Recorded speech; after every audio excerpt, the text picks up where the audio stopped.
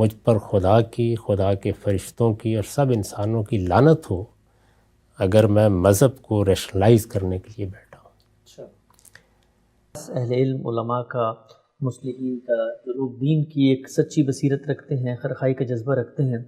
یہ کہنا ہے کہ غامدی صاحب بہت ہی اچھی نیت کے ساتھ اور بڑی امت کے درد کو سامنے رکھ کے مذہب پہ غور و فکر کرتے ہیں،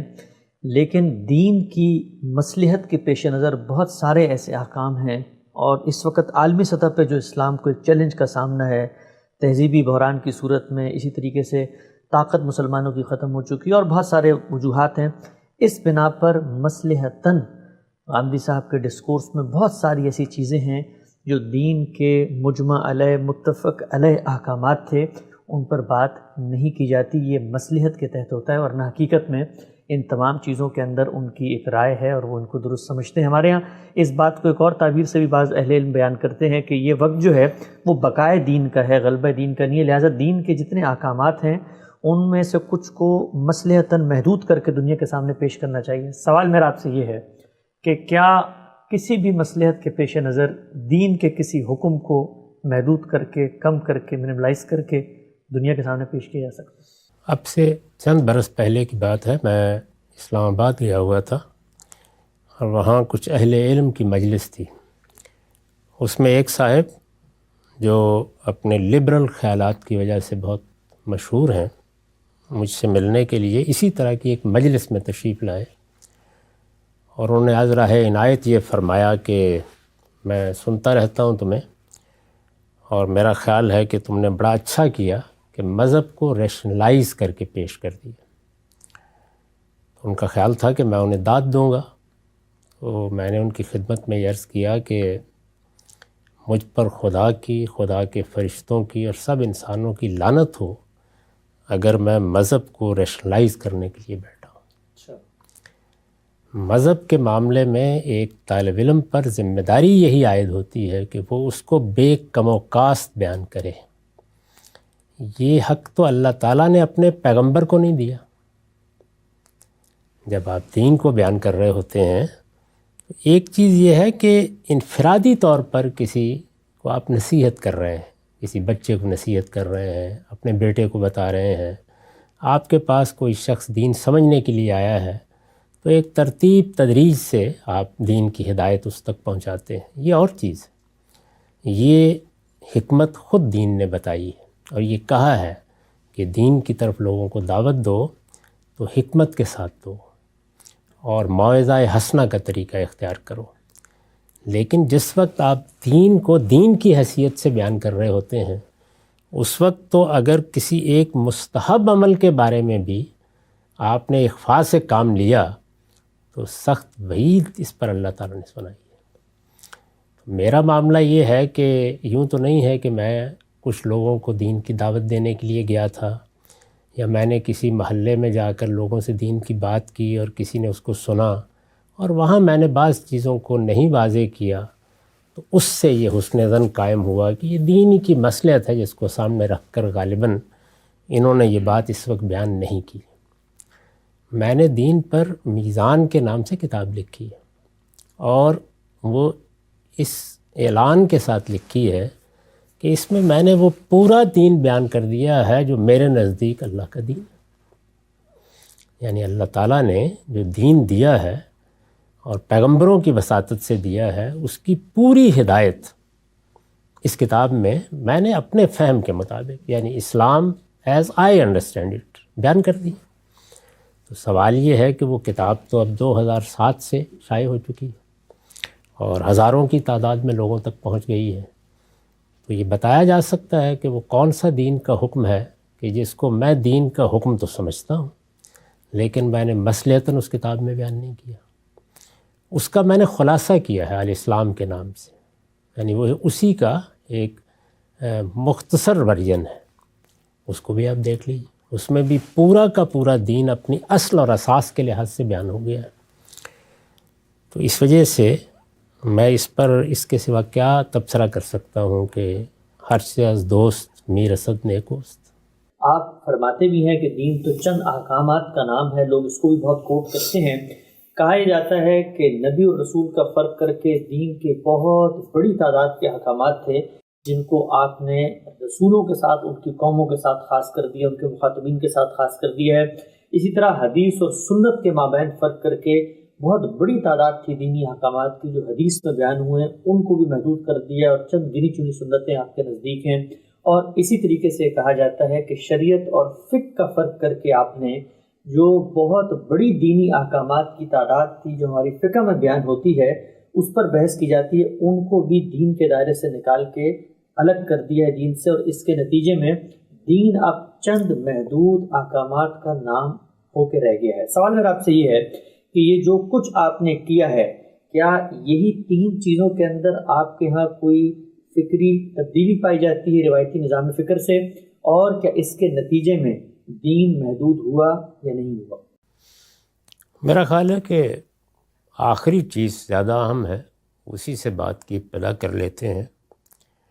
دین سے متعلق جو ذمہ داری ڈالی گئی ہے، اور جو ذمہ داری ہمیشہ سے اس امت کے اہل علم نے اپنی پوری دیانتداری کے ساتھ ادا کرنے کی صحیح کی ہے، وہ یہ ہے کہ دین کو جیسے کہ وہ ہے، جس طرح کہ اس کو پیش کیا گیا ہے، بے کم و کاس لوگوں تک پہنچایا جائے۔ اس میں ادنا درجے میں بھی اپنی طرف سے کوئی چیز نہیں کی جا سکتی، بے کم و کاست۔ اب جس طرح یہ چیز اہمیت رکھتی ہے کہ دین کی کوئی چیز ہو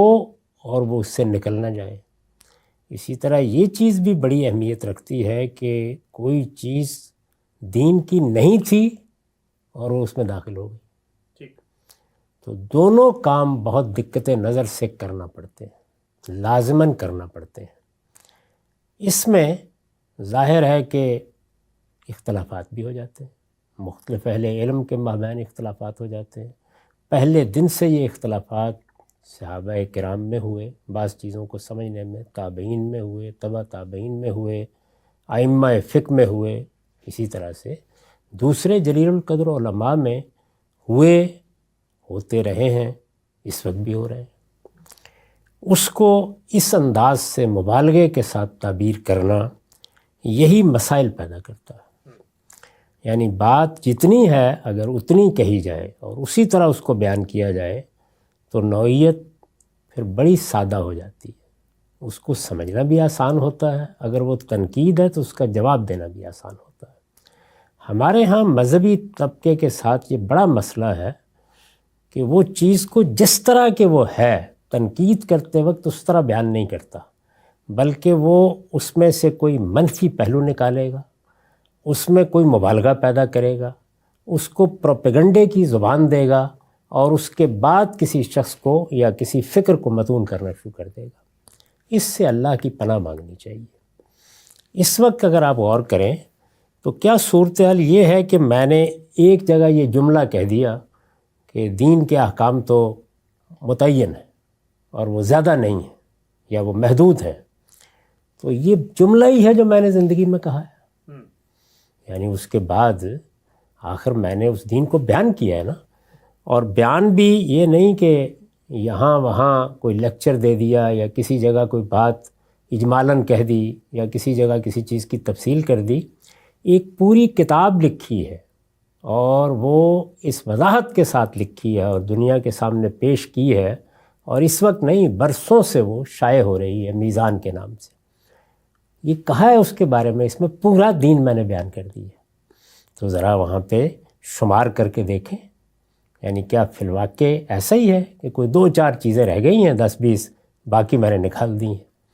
یعنی دین میں ایمانیات میں کوئی کمی ہو گئی ہے، رسالت مآب صلی اللہ علیہ وسلم نے جس کو اسلام کہا ہے اس میں کوئی کمی ہو گئی ہے،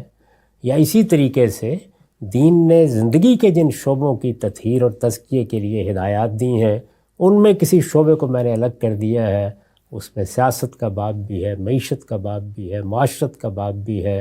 حدود و تعزیرات بھی، دعوت بھی، رسوم و آداب بھی،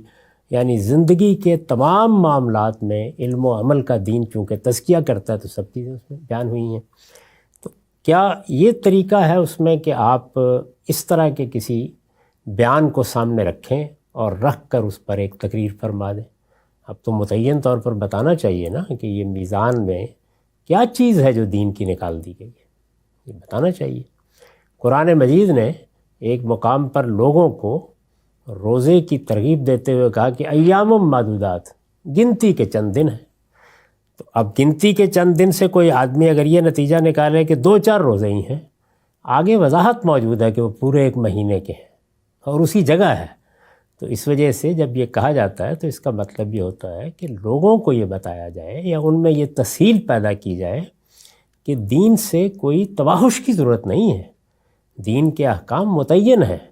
یہ جو عام طور پر آپ بہت سی چیزیں سنتے ہیں تو یہ فقہی اطلاقات ہیں، اس وجہ سے اصل دین کو سمجھیں، وہ زندگی کے ہر شعبے کی تطہیر کرتا اور اس کا تزکیہ کرتا ہے، لیکن اس کے احکام محدود بھی ہیں، متعین بھی ہیں، اور گن کر بتائے جا سکتے ہیں کہ یہ 10-20 احکام ہیں جو ہمیں دیے گئے ہیں۔ یہ ہے مدعا، اس کو اس جگہ رکھ کے جس کا تنقید کرنے کو دل چاہے وہ ضرور تنقید کرے۔ یہ آپ کی آخری بات کے جواب میں میری عرضداشت ہے۔ رہی یہ بات کہ روایتی فکر میں اور مدرسہ فراہی کے یا میرے ڈسکورس میں یہ 3 چیزیں بنیادی فرق پیدا کرتی ہیں، تو یہ بات جس نے بھی کہی ہے اس کو داد دینی چاہیے، اس میں کوئی شک نہیں ہے کہ یہ بالکل صحیح بات ہے جو کہی گئی ہے۔ یعنی اس سے جو آگے نتائج بیان کیے گئے ہیں ان پر میں نے تبصرہ کر دیا، اس میں عام طور پر مبالغہ ہو جاتا ہے، اس سے صرف نظر کر لینا چاہیے، لیکن اگر عملی لحاظ سے آپ دیکھیں تو یہ بات بالکل درست ہے۔ خالص علم کے لحاظ سے تو بہت سی چیزیں بیان کی جا سکتی ہیں، اور وہ اگر آپ میزان کا مقدمہ اصول و مبادی پڑھیں یا پوری میزان کو دیکھیں یا میری تفسیر کو دیکھیں تو آپ متعین کر سکتے ہیں کہ کیا کیا فرق واقع ہوئے ہیں، لیکن عملی طور پر اگر اصول میں دیکھیں تو 3 ہی چیزیں، اس میں کوئی شک نہیں۔ یعنی نبی اور رسول میں فرق ہے، اس کے کچھ نتائج نکلتے ہیں، اسی طرح سے سنت اور حدیث میں فرق ہے، اس کے بھی کچھ نتائج نکلتے ہیں، اور شریعت اور فقہ میں فرق ہے، اس کے بھی کچھ نتائج نکلتے ہیں۔ تو یہاں پر بھی اصل چیز یہ ہے کہ وہ جو فرق بیان کیا گیا ہے کیا وہ فرق فی الواقع نہیں ہے؟ یعنی اگر ہے تو پھر نتائج نکلیں گے، آپ روک نہیں سکتے نا ان کو نکلنے سے۔ وہ 2 جگہوں پر نکلیں، 3 پر نکلیں، 5 پر نکلیں، 10 پر نکلیں، یہ تو بات کا مسئلہ ہے، نکلیں گے۔ تو گفتگو اگر علمی طریقے سے کرنی ہے اور ہمارے اس مدرسہ فکر پر نقد کرنا ہے تو کوئی شبہ ہی نہیں کہ یہ تینوں چیزیں ہیں جو عملاً اثر انداز ہوتی ہیں، اور میں سمجھتا ہوں کہ اگر یہ بات بیان کی گئی ہے تو یہ بڑی دیانت کی بات ہے، کیونکہ یہ چیز کہ نبی اور رسول میں فرق کے نتیجے میں بعض احکام پر اثر پڑتا ہے یہ تو ایک حقیقت ہے، لیکن اسی بات کو اگر یوں بیان کیا جائے کہ نیت میں کوئی خرابی ہو گئی، کسی مصلحت کو سامنے رکھ کر دین میں کوئی کمی بیشی کر دی گئی ہے، تو اندازہ کر سکتے ہیں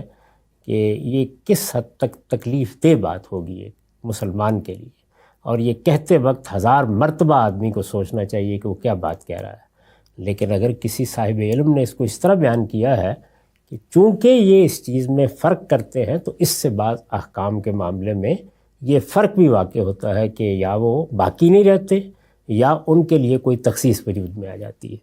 تو یہ بڑا صحیح طریقہ ہوگا بیان کرنے کا۔ یعنی اگر بات کو اس طرح بیان کیا جائے تو پھر لوگوں کی سمجھ میں بھی آئے گی، اور یہ بھی اندازہ ہوگا کہ اچھی علمی تنقید کے لیے ان مبادی کا خیال رکھنا کتنا ضروری ہے۔ اسی طرح جب آپ یہ کہیں گے کہ یہ سنت اور حدیث میں فرق کرتے ہیں تو یہ ایک حقیقت کا بیان بھی ہے، اور اس سے آپ ہماری بات بھی ٹھیک طرح سے سمجھ سکیں گے اور تنقید کرنے والے کی تنقید کو بھی اچھی طرح سمجھ سکیں گے۔ لیکن اس کو مبالغے میں لے جا کر اگر آپ یہ کہیں گے کہ یہ تو منکر حدیث ہو گئے تو یہ ظاہر ہے کہ ایک غلط بیانی بھی ہوگی، یہ ایک سفید جھوٹ ہوگا، اور یہ بات جب بیان کی جائے گی تو کچھ ہی وقت کے بعد بیان کرنے والوں کی اپنی حیثیت عرفی ختم ہو جائے گی، کیونکہ لوگ جب یہ دیکھیں گے کہ یہاں تو ایسی کوئی بات نہیں۔ یعنی میری کتاب میں 1200 سے زیادہ روایتیں میں نے نقل کی، 1200 سے زیادہ میزان میں، اور میں خود حدیث ہی پر کام کر رہا ہوں، زندگی کا آخری پروجیکٹ یہی ہے، شب و روز اسی میں ہوں، تو یہ بات کسی کو باور نہیں آئے گی، اب کہی جائے گی، ہوا میں تحلیل ہو جائے گی۔ لیکن اگر اسی بات کو اس طرح بیان کیا جائے ان کے ہاں ان دو چیزوں میں فرق ہے اور اس فرق کے کچھ نتائج نکلتے ہیں. تو یہ بڑی صحیح بات ہوگی, یہ صحیح تنقید ہوگی اگر یہ تنقید ہے. اور ظاہر ہے کہ اس کے بعد پھر بڑا آسان ہو جاتا ہے کہ فرق پر بات کی جائے اور اس کے استدلال پر گفتگو کی جائے. پھر یہ پروپیگنڈے کا موضوع نہیں رہے گا, علم کی دنیا کی چیز بن جائے گی. یعنی اب تنقید ہونا شروع ہو گئی. اسی طریقے سے تیسری چیز کو لیجئے کہ یہ شریعت اور فقہ میں فرق کرتے ہیں. یقیناً کرتے ہیں, اس میں کوئی شبہ ہی نہیں 10 مرتبہ. لیکن یہ کہ اسی بات کو آپ مبالغہ کر کے یہ کہیں کہ کہتے ہیں کہ فقہ کو کوڑے دان میں پھینک دیں. بات وہی ہے لیکن اس بات کو آپ نے کہاں پہنچا دی؟ وہ اصل بات ہے. فقہ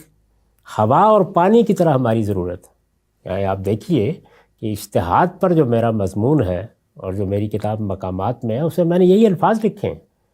یہ تو ہوا اور پانی کی طرح کی ضرورت ہے, اس لیے کہ زندگی کے احوال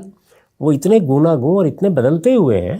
کہ ہر وقت یہ ضرورت ہوتی ہے کہ دین میں جو باتیں کہی گئی ہیں ان کا سوسائٹی کے ساتھ, افراد کے ساتھ, حالات کے ساتھ تعلق واضح کیا جائے, ریلیشن واضح کیا جائے. تو یہ ریلیشن جب آپ پیدا کرتے ہیں اور بدلتے ہوئے حالات اور نئی صورتوں کے ساتھ پیدا کرتے ہیں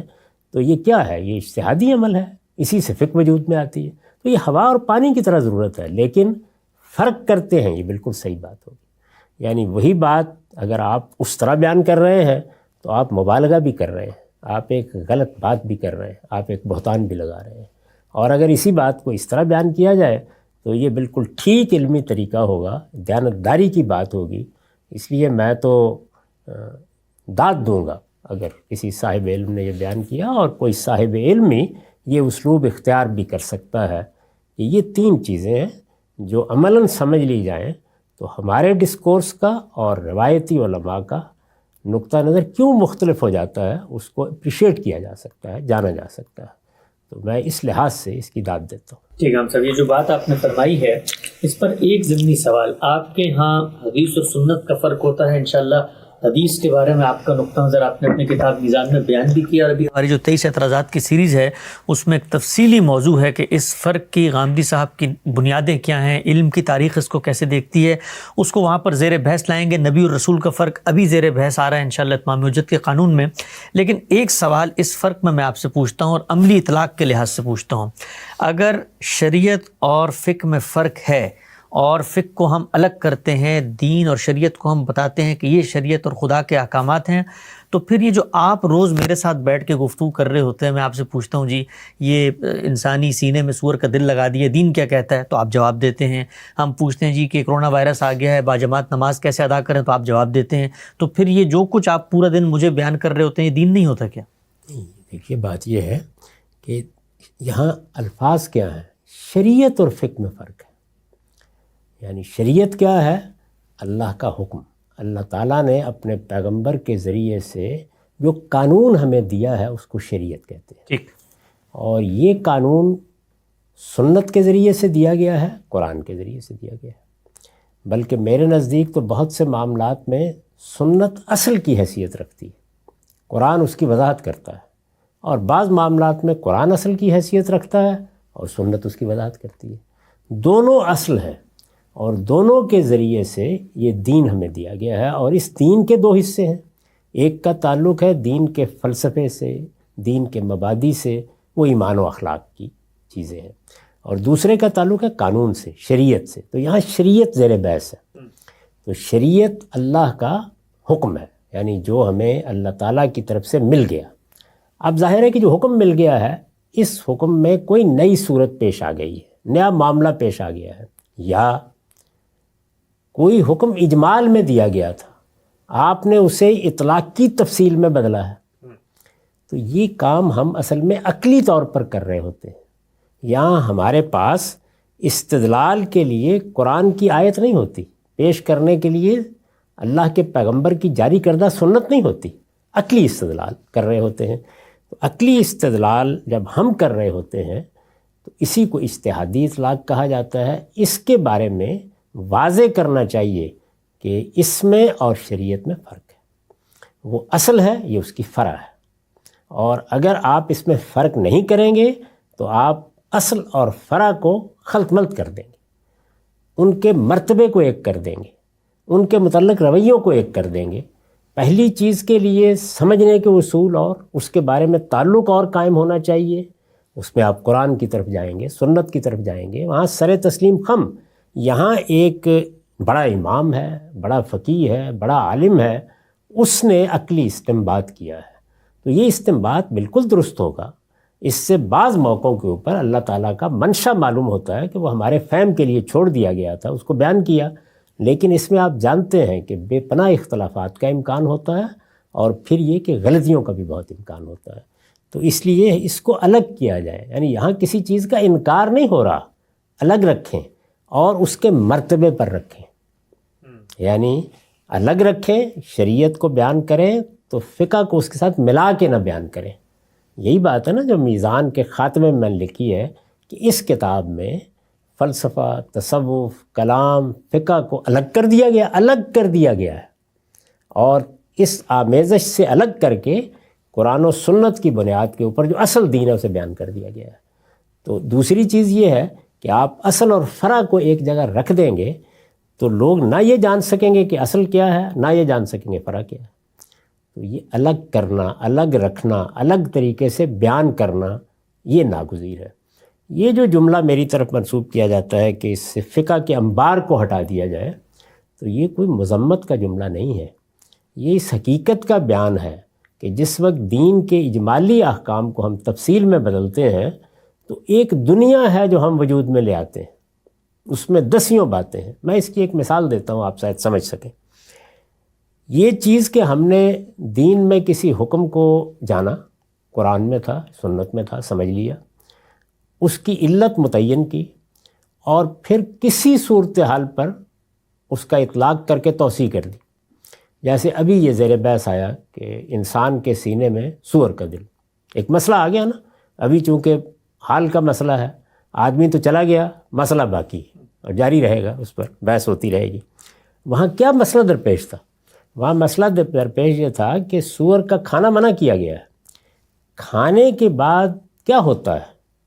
یعنی وہ چیز جو ہم کھاتے ہیں وہ جزو بدن بن جاتی ہے، تو کسی چیز کو اٹھا کر خود جزو بدن بنا لیا جائے، نتیجہ تو ایک ہی نکلا۔ تو فرق کیا ہے دونوں میں؟ اب یہ فرق کیا ہے، اس میں ایک آدمی کہہ سکتا ہے بہت فرق ہے، دوسرا کہہ سکتا ہے کوئی فرق نہیں، تو یہ عقلی استنباط ہوا نا۔ تو یہاں آپ نے کیا کیا، جب آپ نے کہا کہ نہیں یہ بھی ممنوع ہے تو حکم میں توسیع کی، یعنی ایک کھانے سے متعلق حکم تھا، اس کا اطلاق ایک نئی صورت پر کر دیا۔ یہ جزوی معاملات ہوتے ہیں، ان کو آپ اگر ذیل میں بھی بیان کر دیں شریعت کے تو پھر بھی گوارا ہو جائے گا، اس لیے کہ ایک جزوی سا معاملہ ہے۔ میں تو نہیں کرتا، میں نے اپنی پوری کتاب میزان میں اور الاسلام میں یہ طریقہ نہیں اختیار کیا، اور زور دیتا ہوں اس بات پر کہ ایسا نہیں کرنا چاہیے، لیکن کر بھی دیں تو چلیے ایک جزوی قسم کا معاملہ ہے۔ اسی طریقے سے آپ نے استثناء بیان کرنا ہے، یعنی آپ کہتے ہیں کہ دیکھیے اللہ تعالیٰ نے اور اللہ کے پیغمبروں نے یہ سنت قائم کر دی ہے اور ہمیشہ کے لیے قائم کر دی ہے کہ ذبیحہ کا طریقہ ہوگا، خون نکالا جائے گا، اللہ کا نام لیا جائے گا۔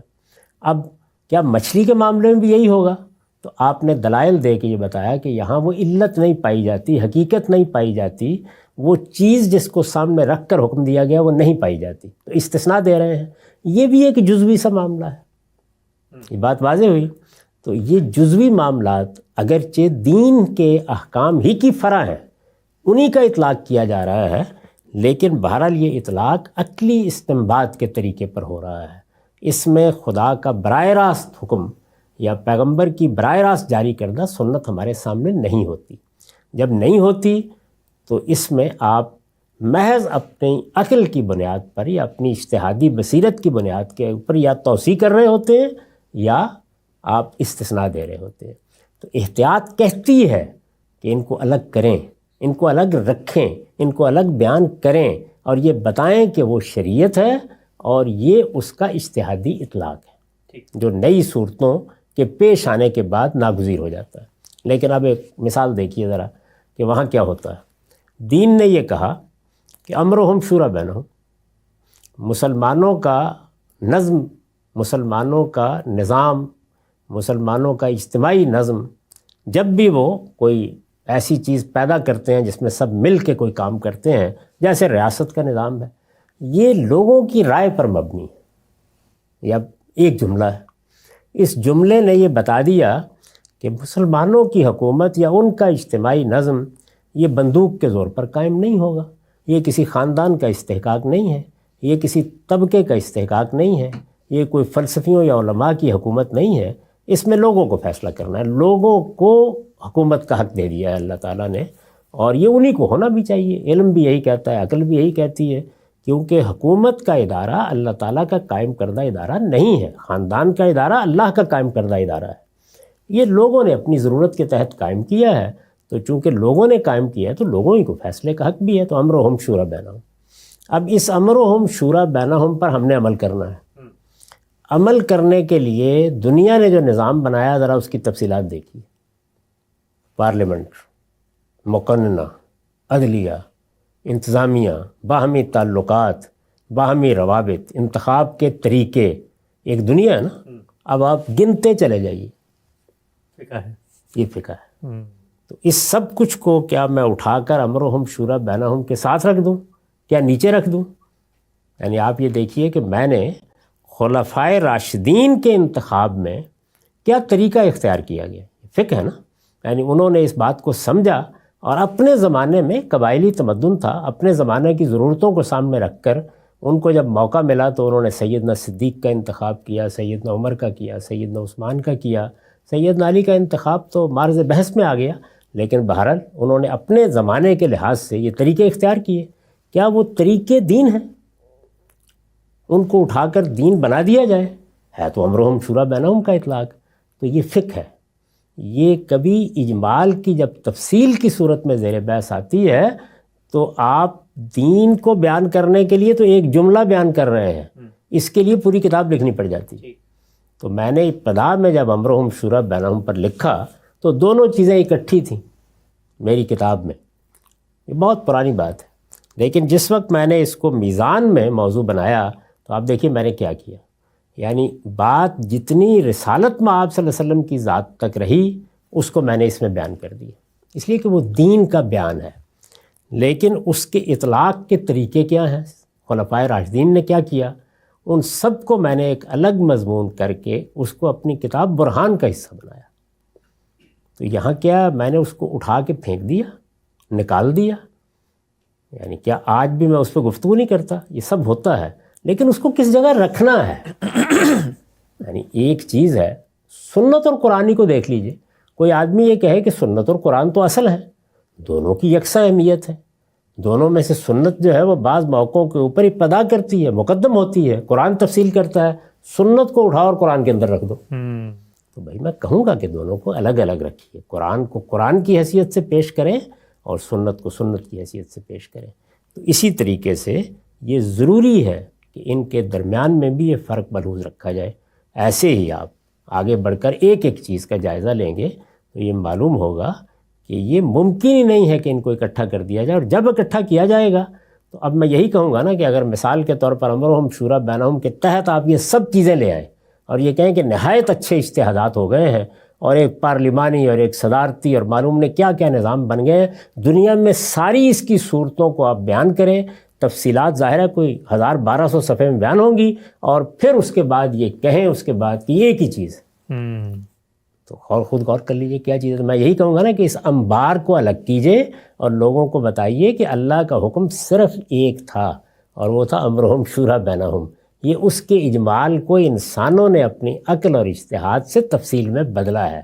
یہ فقہ ہے، اس کو عزت کی نگاہ سے دیکھیں گے، بیان بھی کریں گے، یہ ہماری ضرورت ہے ہوا اور پانی کی طرح، لیکن اس کو نہ برابر رکھیں گے، نہ اس کی جگہ دیں گے، اور نہ ان کو خلط ملط کر کے کبھی پیش کریں گے۔ امام صاحب، یہ جو پوری بات آپ نے بیان فرمائی ہے، میں اپنی طالبانہ انڈرسٹینڈنگ آپ کے سامنے رکھتا ہوں اور چاہوں گا کہ اگر یہ خلاصہ ٹھیک ہے تو آپ اس کی تائید فرمائیں، اور اگر اس میں کوئی کمی ہے تو اس میں توسیع کر دیجیے گا۔ آپ کی پوری بات یہ ہے کہ جب ہم دین کی ہدایت کو سامنے رکھ کے قرآن و سنت پہ غور کرتے ہیں اور ہمیں کوئی نئی صورتحال درپیش ہوتی ہے جو وہاں پر براہ راست بیان نہیں ہوئی ہوئی، تو ہم عقل کے ذریعے، عقلی استنباط کے ذریعے ان احکامات کو متفرع کرتے ہیں، ان کے اندر کوئی علت ہے تو اس کو مماثل صورتحال پہ اس کا اطلاق کرتے ہیں۔ عقلی استدلال جب آپ فرما رہے ہیں انسان عقلی استدلال کرتا ہے تو مطلب یہ ہے کہ بنائے استدلال تو قرآن و سنت میں موجود ہوگی، لیکن عقلی اجتہاد سے جب وہ اطلاق کرے گا تو ان کو الگ کریں. تو پھر ہمارے ہاں جو یہ فقہ کے اندر مثال کے طور پہ قرآن میں اصول بیان ہوا تھا کہ بھئی اموال باطل طریقے سے نہیں کھانے، ضرر غرر کے ذریعے نہیں معاملہ کرنا، تو اب جو پوری کتاب البیوع 200 صفحے کی آئی ہے اس سے ہم اطلاق میں اختلاف بھی کر سکتے ہیں. اس کو شریعت بنا کر آج کے دور میں آپ یہ نہ کہیں کہ پوری دنیا میں جو لین دین ہوگی اس کو تو ہم امام حنیفہ، امام شافعی کی فقہ کی کتاب میں جو کچھ اصول لین دین کے بیان ہوئے اس کی روشنی میں دیکھیں گے. یہاں آپ اسی باب کو میرے ہاں پڑھ لیجئے، قانون معیشت میں فرق دونوں کا بالکل واضح ہو جائے گا، اس لیے کہ چونکہ اس میں حضور کی فقہ ہے تو حضور کی فقہ کو میں نے ذیلی چیز بنا کے اپنی کتاب میں بیان کیا ہے. قرآن اور سنت کو اوپر رکھا ہے اور نیچے اس کو رکھا ہے. تو چونکہ فقہ النبی بیان ہوئی ہے تو آپ سمجھ سکتے ہیں کہ دونوں کا باہمی تعلق کیا ہے. لیکن اب فقہ ابی حنیفہ یہ تو میں نہیں رہوں گا یہاں پہ، کیونکہ وہ اب پیغمبر نہیں ہے. پیغمبر کا علم تو بے خطا علم ہوتا ہے. تو فقہ کو بھی میں نے اٹھایا ہے لیکن فقہ النبی کو اٹھایا ہے اور اٹھا کے رکھ دیا ہے ذیل میں نیچے. ٹھیک ہے صاحب، آخری نقطہ اس کے بعد خاتمہ کرتے ہیں، وقت بڑھ رہا ہے. یہ جب آپ بات کرتے ہیں بار بار ریکنسٹرکشن،